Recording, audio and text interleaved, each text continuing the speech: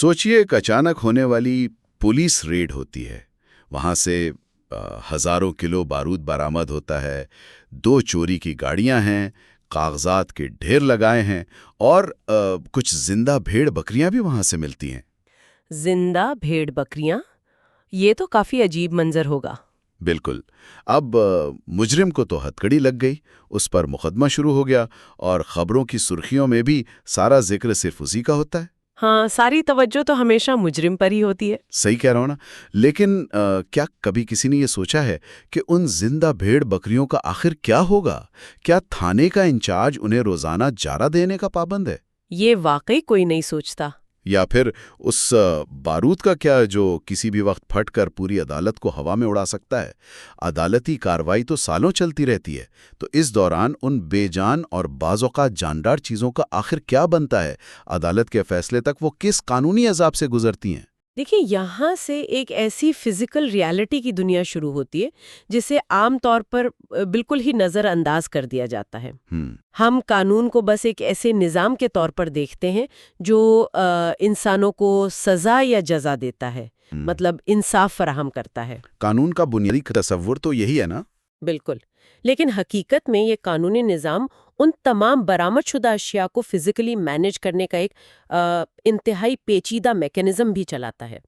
ہر وہ چیز جو کسی جرم کا حصہ بن جائے، چاہے وہ کوئی چوری کی ہوئی گھڑی ہو یا پکڑی گئی بھاری منشیات، صحیح، تو اس کا ایک بالکل نیا اور الگ قانونی سفر شروع ہو جاتا ہے، جہاں وہ عدالت کے قلم کی محتاج بن جاتی ہے۔ یعنی بے جان چیزیں بھی انصاف کی لائن میں لگ جاتی ہیں۔ تو آج کے اس گہرے تجزیے میں ہمارا مقصد یہی سمجھنا ہے کہ کرمنل جسٹس سسٹم ان تمام اشیاء کو کس طرح سنبھالتا ہے۔ اور یہ معاملہ اس لیے بھی دلچسپ ہے کیونکہ آج بھی ہماری عدالتیں زیادہ تر جن اصولوں پر کام کرتی ہیں وہ 1898 یعنی 1898 میں طے کیے گئے تھے۔ واہ، 1 صدی سے بھی پرانا قانون! ہاں، واقعی۔ تو ٹھیک ہے، آئیے سے ذرا کھول کر دیکھتے ہیں۔ فرض کریں ٹرائل چل رہا ہے اور ثبوت محفوظ رکھنے ہیں۔ اب اگر کسی کیس میں کوئی لیپ ٹاپ ثبوت ہے تو وہ تو آرام سے ایویڈنس لاکر میں پڑا رہے گا۔ ہاں، وہ تو خراب نہیں ہوگا۔ لیکن فرض کریں پولیس نے چوری کے ٹماٹر پکڑے ہیں۔ اب ایویڈنس لاکر کوئی جادو کا فریج تو نہیں ہے نا جہاں سبزیاں ہفتوں تک ٹھیک رہیں۔ اگر ثبوت میں ٹماٹر ہیں تو عدالت انہیں سالوں سال فائل کے ساتھ بانٹ کر تو نہیں رکھ سکتی۔ یہاں جو بات سب سے زیادہ حیران کن ہے وہ یہ ہے کہ قانون یہاں کسی خیالی دنیا میں نہیں رہتا۔ اچھا، بلکہ قانون ایک انتہائی پریکٹیکل اپروچ اپناتا ہے۔ سیکشن 516A کے تحت قانون اس بات کا انتظار نہیں کرتا کہ پراپرٹی خراب ہو جائے اور اس کی قیمت بالکل زیرو ہو جائے۔ یعنی وہ وقت کا ضیاع نہیں ہونے دیتے۔ بالکل نہیں۔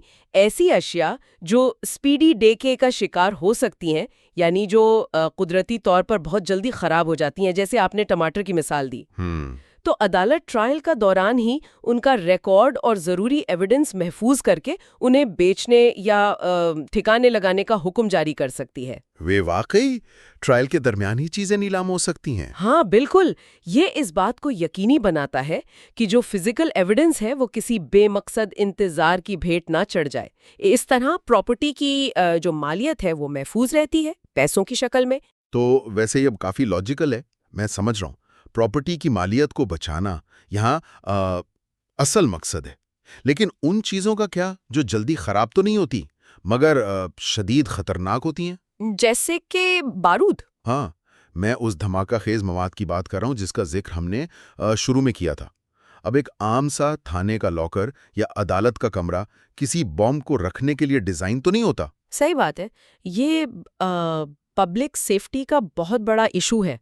اس خطرے کو قانون بہت اچھی طرح پہچانتا ہے، اس لیے پبلک سیفٹی کو مد نظر رکھتے ہوئے واضح اصول طے کیے گئے ہیں اس حوالے سے۔ تو پھر اس بارود کا کیا کیا جاتا ہے؟ عدالت خود رکھتی ہے؟ نہیں، اگر برآمد شدہ پراپرٹی کوئی دھماکہ خیز مواد ہے تو عدالت اسے کسی عام شخص کو نیلام تو نہیں کر سکتی، اور نہ ہی اسٹیٹ اپنی جنرل کسٹڈی میں اسے عام مال خانے میں رکھتی ہے۔ پھر کہاں جاتا ہے وہ مواد؟ اس مواد کو فوری طور پر صرف ان مخصوص سرکاری ڈپارٹمنٹس یا آتھورائزڈ ڈیلرز کے حوالے کیا جاتا ہے جو اسے ہینڈل کرنے کی صلاحیت رکھتے ہیں۔ اچھا، یہاں قانون کو فزیکل ریالٹی کے سامنے جھکنا پڑتا ہے۔ سیف سٹوریج سب سے ضروری ہے۔ یہ تو سمجھ آتا ہے کہ بام کو کورٹ روم میں ایویڈنس کے طور پر نہیں لایا جا سکتا، پر ایک اور سیناریو پر غور کریں جہاں خطرہ فزیکل سے زیادہ ایڈمنسٹریٹو ہو۔ مثال کے طور پر کسٹم یا اینٹی نارکوٹکس فورس نے 1000 کلو منشیات پکڑی ہے۔ 1000 کلو کو سالوں سال محفوظ رکھنا، چوری ہونے کا ڈر الگ اور اس کے خراب ہونے کا ڈر الگ۔ کیا عدالت اس پورے ڈھیر کو ویسے ہی اپنے پاس سٹور کر کے رکھتی ہے؟ یہ ایک بہت ویلڈ سوال ہے، اور اس مسئلے کا حل قانون نے ایک بہترین لیگل فکشن کے ذریعے نکالا ہے۔ لیگل فکشن یعنی قانونی تخیل؟ ہاں، دیکھیں، اگر اتنی بھاری مقدار میں مواد ہے تو اس کو سٹور کرنا واقعی ایک بہت بڑا سیکیورٹی رسک ہے۔ لوگ اسے چرا سکتے ہیں۔ صحیح بات ہے۔ اس لیے عدالت اپنی نگرانی میں اس 1000 کلو ڈھیر سے چند چھوٹے سیمپلز یعنی نمونے لیتی ہے۔ صرف سیمپلز لیتی ہے؟ بالکل۔ ان سیمپلز کو انتہائی حفاظت سے سیل کر کے محفوظ کر لیا جاتا ہے، اور باقی جو سانہ مواد ہے اسے تباہ کرنے کا حکم دے دیا جاتا ہے۔ ویٹ، سارا باقی مواد ڈسٹروائے کر دیا جاتا ہے ٹرائل ختم ہونے سے پہلے ہی؟ جی ہاں۔ اب پورے ٹرائل کے دوران قانون اس چھوٹے سے سیمپل کو ہی وہ مکمل 1000 کلو پراپرٹی تصور کرتا ہے، اسی لیے اسے لیگل فکشن کہتے ہیں۔ واہ، یہ واقعی ثبوت کی حفاظت کا ایک زبردست توازن ہے۔ سسٹم کا ایڈمنسٹریٹو بوجھ بھی ختم اور ایویڈنس کی اصل اہمیت بھی برقرار رہی۔ بالکل ٹھیک کہا آپ نے۔ خیر، یہ ساری کشمکش تو ٹرائل کے دوران چل رہی ہوتی ہے جب تک کیس کا فیصلہ نہیں ہوتا۔ یہاں آ کر بات واقعی بہت دلچسپ ہو جاتی ہے۔ وہ کیسے؟ کیونکہ ایک دن ٹرائل ختم بھی تو ہوتا ہے نا، فیصلہ آ جاتا ہے۔ اس وقت ان تمام اشیاء کا انجام کیا ہوتا ہے؟ جو چیزیں ثبوت کے طور پر ہیں ان کا کیا بنتا ہے؟ اچھا، تو جب ٹرائل ختم ہو جاتا ہے اور فیصلہ سنانے کے بعد عدالت اس پوزیشن میں آتی ہے کہ وہ اس پراپرٹی کے آخری انجام کا تعین کرے۔ سیکشن 517 کے تحت عدالت 3 مختلف راستے اختیار کر سکتی ہے اس حوالے سے۔ کون کون سے راستے؟ پہلا راستہ یہ ہے کہ اس پراپرٹی کو ہمیشہ کے لیے تباہ کر دیا جائے۔ دوسرا یہ کہ اسٹیٹ اسے کانفسکیٹ کر لے یعنی ضبط کر لے، یا پھر تیسرا راستہ یہ کہ جس شخص کا اس پر قانوناً حق بنتا ہے اسے لوٹا دیا جائے۔ صحیح، جس کی چیز تھی اسے مل جائے۔ لیکن اس آخری فیصلے کو عام طور پر فوری عملی جامہ نہیں پہنایا جاتا۔ عدالت اپنا حکم کم از کم 1 مہینے تک روکے رکھتی ہے۔ 1 مہینے کا ڈیلے؟ ایسا کیوں؟ اس کا مقصد تو یہی لگتا ہے کہ ہارا ہوا فریق اوپر کورٹ میں اپیل فائل کر سکے۔ آپ نے ٹھیک اس احتیاطی تدبیر کی بنیاد پکڑ لی ہے۔ ہاں، کیونکہ سوچئے، عدالت نے فیصلہ سنایا کہ یہ لاکھوں کی گاڑی واپس مالک کو لوٹا دی جائے۔ اس نے اگلی صبح وہ گاڑی لے لی اور مارکیٹ میں بیچ دی۔ صحیح۔ اور 3 ہفتے بعد اوپر کورٹ سے فیصلہ آ گیا کہ وہ بندہ تو اصل مالک تھا ہی نہیں۔ اب وہ گاڑی ڈھونڈنا اور واپس لانا تو تقریباً ناممکن ہو جائے گا نا۔ بالکل۔ فیصلے کی اس مدت کو روکنے کا مقصد اپیلز کا انتظار کرنا ہی ہوتا ہے۔ اسے سیکشن 520 کے تحت اسٹے آف آرڈرز کہتے ہیں۔ اچھا، سیکشن 520؟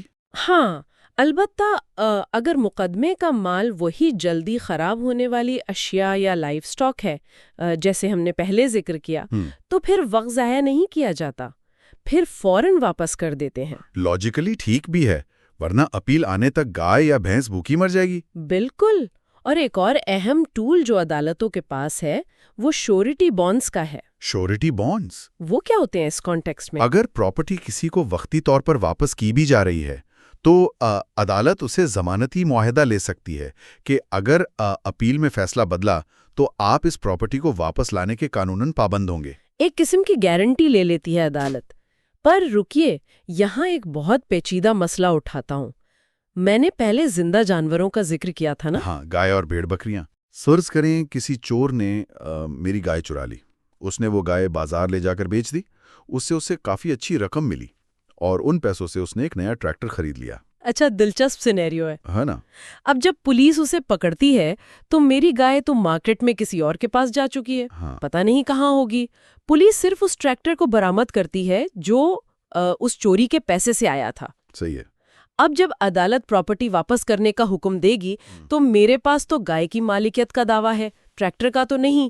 عدالت اس بدلتی ہوئی شکل کو ٹریک کیسے کرتی ہے؟ کیا میرا حق اس ٹریکٹر پر بنتا ہے؟ یہ بہت اہم سوال ہے۔ اگر ہم اسے وسیع تر تناظر میں دیکھیں تو قانون کی خوبصورتی یہی ہے کہ وہ صرف میٹر یا مادہ کو نہیں دیکھتا۔ پھر کس چیز کو دیکھتا ہے؟ وہ ویلیو یا مالیات کے تسلسل کو ٹریک کرتا ہے۔ قانون میں پراپرٹی کی تعریف صرف اس اصل چیز تک محدود نہیں رہتی، یعنی کنورژن کو بھی کور کرتا ہے۔ بالکل۔ اگر اس چوری کی گائے کو بیچ کر پیسے لیے گئے اور اس پیسے سے ٹریکٹر لیا گیا تو قانون اس پورے سائیکل آف کنورژن کو ایک چین مانتا ہے۔ واہ! اس لیے آپ کا اس نئی چیز یعنی ٹریکٹر پر اتنا ہی حق تسلیم کیا جائے گا جتنا اصل گائے پر تھا۔ اسے کنورٹڈ اور ایکسچینجڈ پراپرٹی کہتے ہیں۔ یعنی چور کتنی ہی چالاکی دکھا لے، وہ اپنی جرم کی کمائی کو لیگل نہیں بنا سکتا۔ جی ہاں، قانون کا دائرہ کار اس حوالے سے بہت وسیع ہے۔ پر یہاں سے ہم ایک دوسری اور بہت سخت حقیقت کی طرف بڑھتے ہیں۔ وہ کیا؟ اس چور نے گائے بیچی، اس نے ٹریکٹر لیا اور پھر وہ ٹریکٹر مارکیٹ میں کسی معصوم خریدار کو بیچ دیا۔ اچھا، تھرڈ پارٹی انوالو ہو گئی۔ ہاں، اب جس تیسرے شخص نے وہ ٹریکٹر خریدا اسے تو دور دور تک معلوم نہیں تھا کہ یہ کسی کی چوری کی گائے کا نتیجہ ہے۔ اس نے تو اچھے پیسے دیے۔ جب عدالت مجھ جیسے اصل مالک کو وہ ٹریکٹر واپس دلائے گی تو اس معصوم خریدار کے حق کا کیا ہوگا؟ اس کا پیسہ تو ڈوب گیا نا۔ یہ ان عملی مسائل میں سے ایک ہے جہاں قانون دو مختلف مفادات کے درمیان بری طرح پھنس جاتا ہے۔ ہاں بالکل۔ جب بھی ایسی صورتحال پیدا ہوتی ہے جہاں ایک بے گناہ شخص نے بنا کسی بری نیت کے چوری کا مال خریدا ہو، قانون کا پہلا اصول ہے کہ اصل مال تو حقدار کو ہی واپس ملے گا۔ یعنی ٹریکٹر تو مجھے ہی ملے گا۔ جی، ٹریکٹر آپ کو ہی دلایا جائے گا۔ اصل مالک کا حق سب سے اوپر ہے۔ تو اس سب کا مطلب کیا ہے؟ اس بیچارے خریدار کا تو مکمل نقصان ہو گیا۔ کیا کورٹ اسے ریلیف دینے کا کوئی راستہ نہیں نکالتی؟ یہ تو بہت ناانصافی ہے۔ راستہ ہے، مگر ایک نہایت سخت شرط کے ساتھ۔ سیکشن 519 اس کا ذکر کرتا ہے۔ کیا کہتا ہے سیکشن 519؟ قانون اس معصوم خریدار کو قیمت لوٹا سکتا ہے، لیکن یہ اس بات پر منحصر ہے کہ جب چور کی گرفتاری ہوئی تو اس کی جیب سے یا اس کے پاس سے کوئی کیش برآمد ہوا ہو۔ ویٹ، اگر اس کے پاس سے کیش ملا ہو تو؟ ہاں، اگر اس کے پاس سے رقم نکل آتی ہے تو عدالت حکم دے سکتی ہے کہ اس کیش میں سے معصوم خریدار کو اتنی قیمت ادا کر دی جائے جو اس نے اس ٹریکٹر پر خرچ کی تھی۔ یہ تو ایک بالکل عجیب قسم کی لاٹری ہو گئی۔ لاٹری کیسے؟ یعنی اگر اس بے گناہ خریدار کو اپنا حق چاہیے تو اسے رات دن بس یہ دعا کرنی پڑے گی کہ چور جب بھی پولیس کے ہتھے چڑھے تو اس نے سارا پیسہ اڑایا نہ ہو اور اس کے بٹوے میں بھاری کیش موجود ہو۔ ہاں، ٹیکنیکلی دیکھا جائے تو کچھ ایسا ہی ہے۔ کہ فزیکل لمٹس کیا ہیں؟ بتائیں۔ کرمنل کورٹ ریاست کے ٹیکس پیئرز کے خزانے سے تو کسی کو معاوضہ ادا نہیں کر سکتی نا۔ اس کی جورسڈکشن صرف انہی اشیاء اور انہی پیسوں تک محدود ہے جو اس کیس میں ایویڈنس کے طور پر اس کے سامنے موجود ہوں، یعنی جو فزیکلی کورٹ کے کنٹرول میں ہیں۔ بالکل۔ اگر کیش فزیکلی برآمد ہی نہیں ہوا تو کرمنل کورٹ یہاں بے بس ہے۔ ایسی صورت میں اس خریدار کے پاس صرف سول کورٹ جا کر ہرجانے کا کیس کرنے کا لمبا اور تھکا دینے والا راستہ بچتا ہے۔ لاجک اپنی جگہ بالکل ٹھیک ہے، لیکن سوچا جائے تو یہ انتہائی بے رحم عمل لگتا ہے اس تیسرے بندے کے لیے۔ قانون اکثر سخت ہوتا ہے۔ ٹھیک ہے، آئیے اس بحث کو تھوڑا آگے لے کر چلتے ہیں۔ ہم لگاتار ایسے مال کی بات کر رہے ہیں جس پر کسی نہ کسی کا حق بنتا ہے، ٹریکٹر ہو گیا، کیش یا لیپ ٹاپ ہو گیا، لیکن ان چیزوں کا کیا جو اگر واپس کر بھی دی جائیں تو سوسائٹی کے لیے شدید خطرناک ہیں؟ آپ کی اس سے مراد کیا ہے؟ مثال کے طور پر کسی فیکٹری پر چھاپا پڑا اور وہاں سے ہزاروں کی تعداد میں جعلی ادویات یعنی فیک میڈیسنز پکڑی گئیں۔ فیصلہ آنے کے بعد عدالت ان جعلی دوائیوں کو نہ تو نیلام کر سکتی ہے، نہ مالک کو واپس کر سکتی ہے کہ وہ مارکیٹ میں بیچ دے۔ آپ نے اس ڈیبیٹ کا ایک انتہائی اہم پہلو اجاگر کیا ہے۔ یہاں قانون صرف پراپرٹی کا تنازع حل نہیں کر رہا، صحیح، بلکہ معاشرے کے نگہبان کا کردار ادا کر رہا ہے۔ عدالت صرف لوگوں کے درمیان اشیاء کو تقسیم نہیں کرتی، وہ سوسائٹی کی فزیکل اور مورل ہیلتھ کی حفاظت بھی کرتی ہے۔ سیکشن 521 کے تحت نا؟ جی بالکل۔ اس لیے جب ایسی کوئی ہارمفل چیز برآمد ہوتی ہے، چاہے وہ فیک میڈیسنز ہوں، ملاوٹ شدہ خوراک ہو یا کوئی ایسی لیبیلس بک ہو جو سوسائٹی میں فساد یا بدنامی کا باعث بن رہی ہو، تو قانون واضح حکم دیتا ہے کہ اس پراپرٹی کو ہمیشہ کے لیے جلا دیا جائے یا تباہ کر دیا جائے. یعنی کورٹ منشی بن کر صرف بیلنس شیٹ ٹھیک نہیں رکھ رہی بلکہ پبلک ویلفیئر کے ٹول کے طور پر اس برائی کو جڑ سے ختم کر رہی ہے تاکہ وہ فیوچر میں سوسائٹی میں سرکولیشن نہ پا سکے. یہ واقعی ایک بہت طاقتور اصول ہے. ہاں، ریاست کا یہ بھی تو ایک فرض ہے. اچھا، اب اس فریم ورک کو تھوڑا مزید چینج کرتے ہیں. جب پراپرٹی موویبل یا چھوٹی نہ ہو بلکہ اموویبل ہو، یعنی زمین یا گھر. ہاں، فرض کریں کسی لینڈ مافیا نے زور زبردستی سے در ڈھمکا کر یا جعلی ڈاکیومنٹس کے ذریعے کسی کی زمین پہ قبضہ کر لیا ہے اور اسے اس کے گھر سے بے دخل کر دیا. ایسی اموویبل جائیداد کو واپس لینے کا پروسیجر کیا کہتا ہے؟ جب کرمنل فورس یا انٹیمیڈیشن کا استعمال کر کے کسی غیر منقولہ پراپرٹی یعنی زمین یا دکان پر قبضہ کیا جاتا ہے تو سیکشن 522 یہاں اپلائی ہوتا ہے. اور وہ کیا ہے؟ قانون ریسٹیٹیوشن یعنی واپسی کا ایک سیدھا پروسیجر اپناتا ہے. عدالت جب ایسے کیس میں مجرم کو سزا سناتی ہے تو وہ 1 مہینے کے اندر اصل مالک کو اس جگہ کا فزیکل پوزیشن یعنی قبضہ دوبارہ واپس دلانے کا حکم دے سکتی ہے. واہ، یعنی وقت نہیں لگتا اس میں زیادہ؟ نہیں، یہاں وکٹم کو الگ سے سول کورٹ میں سالوں خار ہونے کی ضرورت نہیں پڑتی قبضہ واپس لینے کے لیے. یہ اموویبل پراپرٹی کے کیس میں کافی فیئر لگتا ہے کیونکہ زمین اپنی جگہ سے بھاگ کر کہیں جا تو نہیں سکتی نا. عدالت نے پولیس کو آرڈر کیا اور اس گھر کا قبضہ چور سے چلا کر اصل مالک کو دلا دیا. بالکل، یہ کافی واضح پروسیس ہے. لیکن پھر دوبارہ اسی موویبل پراپرٹی پر آتے ہیں جو اپنی جگہ بدلتی رہتی ہے. ہاں، وہ مشکل کیسز ہیں. اگر کسی نے چیٹنگ سے یا بریچ آف ٹرسٹ سے میری جیولری لے لی اور اب اس کی شناخت ہی نہیں ہو پا رہی، پگھلا دی گئی ہوگی، یا کیش نوٹ کی کیا پہچان ہوتی ہے، ایسے میں ریسٹیٹیوشن کیسے ہوگی؟ سیکشن 522A اس چیز کو ڈیل کرتا ہے. یہ ان عملی مشکلات میں سے ایک ہے جسے ہینڈل کرنے کے لیے قانون نے متبادل کا راستہ رکھا ہے. متبادل یعنی کمپنسیشن. ہاں، اگر جیولریز اس قدر پگھلا دی گئی ہوں کہ اس کی پہچان نہ ہو سکے یا کیش ایسی جگہ چلا گیا ہو جہاں اس کی شناخت بالکل ناممکن ہو جائے تو عدالت کمپنسیشن یعنی معاوضے کا حکم جاری کرتی ہے. صحیح. اس کی برابری کی مالیت کا حساب لگایا جاتا ہے تاکہ وکٹم کو کم از کم کوئی فائنینشیل ریلیف تو مل سکے. گھر واپس دلا دینا تو پھر کافی آسان ہے، جیسے تالا کھول کر اصل مالک کو اندر بٹھا دیا. لیکن جیولری اور کیش ڈھونڈنا کسی بھوسے کے ڈھیر میں سوئی ڈھونڈنے جیسا عمل ہے. پھر کمپنسیشن ہی واحد حل بچتا ہے عدالت کے پاس. جی بالکل، پریکٹیکل ہونا پڑتا ہے. لیکن چلیے ایک آخری سینیریو پر چلتے ہیں.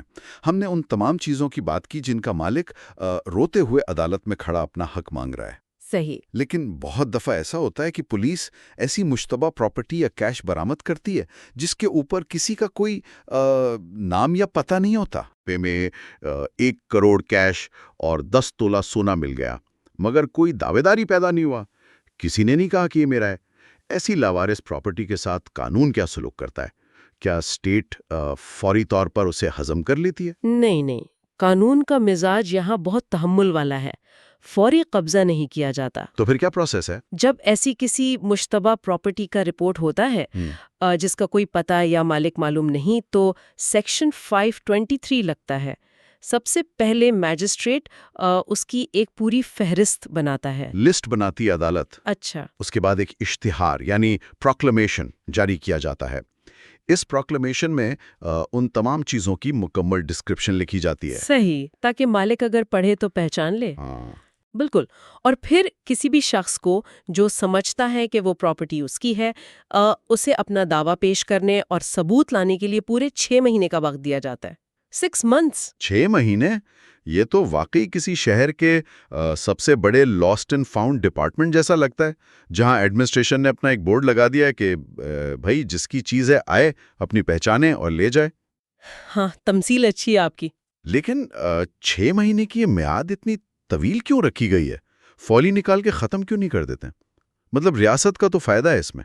اس کی بنیاد نیچرل جسٹس یعنی فطری انصاف کے اصول پر ہے. ریاست صرف کسی کی چوری ہوئی چیز ملنے پر خود مالک نہیں بننا چاہتی. صحیح. یہ پورا نظام اس لیے ڈیزائن کیا گیا ہے تاکہ ڈیو پروسیس کو فالو کیا جائے. اگر کسی شخص کی زندگی بھر کی جمع پونجی اسے مل نہیں رہی اور وہ کسی اور شہر میں ہے یا اسے پتہ نہیں ہے تو وقت لگے گا اسے. ہاں تو اسے یہ معلوم کرنے اور کورٹ تک پہنچنے میں تھوڑا وقت تو لگے گا. قانون کو پتا ہے کہ اس کا مقصد سوسائٹی میں حقدار کو اس کا حق لوٹانا ہے، اپنے خزانے بھرنا نہیں. واہ، یہ تو بہت فیئر قانون لگتا ہے. اس لیے یہ مہلت دی جاتی ہے تاکہ ریاست جلد بازی میں کسی کے رائٹ آف اونرشپ کو پامال نہ کرے. ہر فریق کو پورا وقت ملنا چاہیے. تو اگر ہم آج کے اس پورے تجزیے کو ایک فریم ورک میں سمیٹنا چاہیں تو یہ واضح ہوتا ہے کہ کرمنل جسٹس سسٹم محض سزاؤں اور جرمانوں کا ایک رجسٹر نہیں ہے. بالکل نہیں. یہ ایکچولی فزیکل چیزوں کو زندہ رکھنے اور حقدار تک پہنچانے کی ایک لڑی ہے. یہ بارود کو محفوظ جگہ منتقل کرنے، ٹماٹروں کو خراب ہونے سے پہلے بیچنے، بدلتی ہوئی پراپرٹی کو ٹریک کرنے اور کسی عام شہری کا گھر لینڈ مافیا سے واپس لینے کا عملی اور پریکٹیکل نظام ہے. اور اس کے ساتھ ساتھ اس ساری گفتگو کا نچوڑ یہ ہے کہ قانون کو کسی ایک چھوٹے سے فریم ورک میں نہیں باندھا جا سکتا. عدالت پراپرٹی ہینڈل کرتے وقت کبھی ایویلیویٹر بن جاتی ہے، کبھی کسٹوڈین بن جاتی ہے اور کبھی سوسائٹی کی حفاظت کے لیے ڈسٹروئر کا کردار ادا کرتی ہے. لیکن ہر مرتبہ اس کی بنیادی فلسفی یہی رہتی ہے کہ پبلک گڈ کو محفوظ رکھا جائے. سچ ہے. لیکن اس سفر کو ختم کرتے ہوئے میں اس ایک چیز پر غور کر رہا تھا جو سننے والوں کو بھی سوچنے پر مجبور کرے گی. یہ 1898 کا لکھا ہوا فریم ورک ہے. ہاں، ہم نے شروع میں ذکر کیا تھا. جس وقت قانون سازوں نے یہ اصول طے کیے تھے ان کے ذہن میں شاید بیل گاڑیاں، بھیڑ بکریاں اور فزیکل دستاویزات تھے. آج ہم ایک کمپلیٹلی ماڈرن دور میں رہتے ہیں جہاں فزیکل ریالٹی دن بدن بدل رہی ہے، ڈیجیٹل ہو چکی ہے. پھر بھی یہی پرانے اصول آج کی برآمد شدہ تمام اشیاء پر اتنے ہی ضبوطی سے لاگو ہیں. یہ واقعی ایک حیران انگیز تجربہ ہے. اگر سوچا جائے تو ہمارے ارد گرد موجود کوئی بھی چیز، آپ کا فون، ایک مہنگی گھڑی یا کوئی عام سی فائل، اگر کسی جرم کا حصہ بن جائے تو وہ اچانک اس نارمل دنیا سے غائب ہو کر ایک عجیب قانونی اور بیوروکریٹک پیرلل یونیورس میں چلی جاتی ہے. ہاں، وہاں کا نظام ہی الگ ہے. وہاں اس بے جان چیز کا اپنا ایک الگ استتو، ایک الگ وجود بن جاتا ہے، جہاں وہ سالوں تک صرف اور صرف عدالت کی قلم کے ایک فیصلے کا انتظار کرتی ہے. اگلی بار جب کوئی برآمد شدہ مال کی خبر سامنے آئے، چاہے وہ لاکھوں کی پراپرٹی ہو یا کوئی عام سی چیز، تو اس بات پر ضرور غور کیجیے گا کہ وہ ابھی قانون کی ان اندھیری راہداریوں میں کہاں اور کس درمیانی راستے میں اٹکی ہوئی ہے. اور اس کا آخری سفر کیا ہوگا؟ بالکل، اس کا اگلا انجام تباہی ہوگا یا واپسی. آج کے لیے ہماری اس ڈیپ ڈائیو میں بس اتنا ہی. اس دلچسپ سفر میں ہمارے ساتھ جڑے رہنے کا بہت شکریہ. You are watching Legal Gupshup and GK with MD, your source for legal, historical, and breaking news. Don't forget to like, subscribe, and share for more informative content.